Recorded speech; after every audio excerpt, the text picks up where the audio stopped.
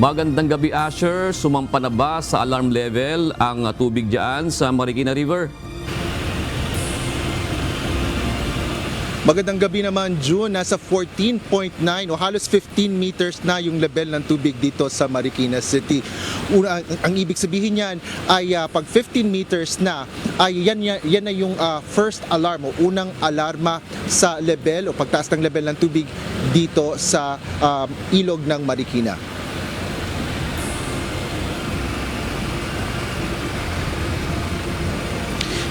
Katumbas ng alarm level 1 sa Marikina River ay ang paghahanda sa paglikas ng mga residente, partikular na ang mga nakatira sa low-lying areas o mabababang lugar.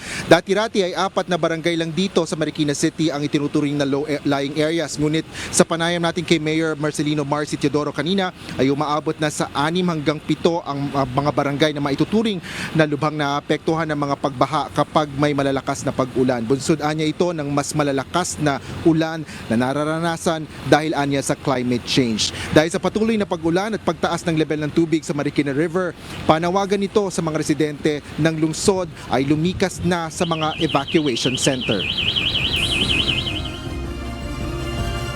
We encourage everybody at this point in time magsagawa na ng preventive evacuation para maging ligtas. Mabuting maging ligtas na dahil nga madilim. At kung madilim na at kung babaha, pati ang mga magre-rescue natin ay mahihirapan na. Hinihikayat ni Mayor Teodoro na lumikas na sa mga evacuation centers lalo pa ang mga matatanda o senior citizens, buntis at may mga sanggol o batang maliliit, may sakit at ang mga nasa vulnerable sectors.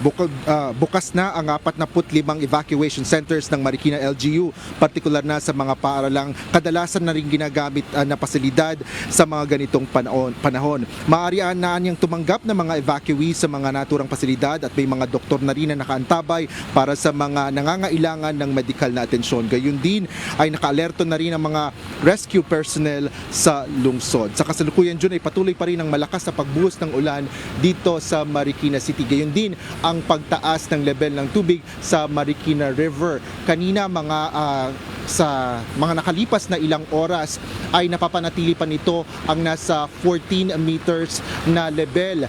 Ibig sabihin yan ay nasa normal level pa lang. Pero ngayon ay umaabot na ito ng halos 15 meters. Kaninang madaling araw, bandang alas 3 ng madaling araw, umabot dito ng nasa 15 meters. Simula iyan ng pumasok o makaapekto sa bansa itong bagyong Christine. Yan ang latest dito sa Marikina City. Balik sa'yo, June. Maraming salamat, Asher Kadapan Jr.